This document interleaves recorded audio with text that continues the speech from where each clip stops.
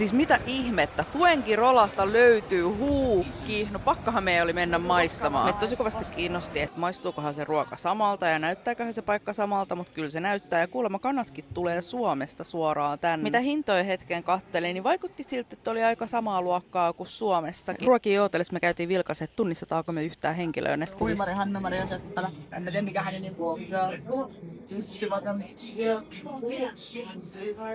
Mä olin poikkeuksellisesti kokiksen sijasta tilannut Fantan ja Eerika Fantan sijasta kokiksen. Wow, maailmankirjat on muuttunut. Alkuun me otettiin 8 sipulirengasta ja 5 jalopeeno poppersia. Lisäksi vielä ristikkaperunat ja 25 siipeä. Mä en rehellisesti tiedä, miten me ajateltiin, että me jaksetaan kaikki nää syödä, mutta ottakaa loppuun, niin näette paljonko syötiin. Mun henkilökohtainen lemppari on ehdottomasti ne jalopeeno poppersi. Maailman paras vippisekoitus on oikeesti joku tollanen tulinen kastike ja valkosipulidippi yhteen. Please kokeilkaa ja kertokaa teidän mielipide sit meille. Mä antaisin tälle kokemukselle kyllä niinku 9,8/10 tässä Eerika. 11. Ei kun ihan oikeesti, ei ole edes mainos. Ne oli vaan niin hyviä. Ja me saatiinkin tätä pöytää tyhjennettyä paljon paremmin kuin mitä mä ootin. Mut hei, jääkää seuraamaan, koska me tullaan käymään Huukissa vielä seuraavaan kerran. Ja me otetaan sieltä jotain, mitä Suomen Huukista ei löydy.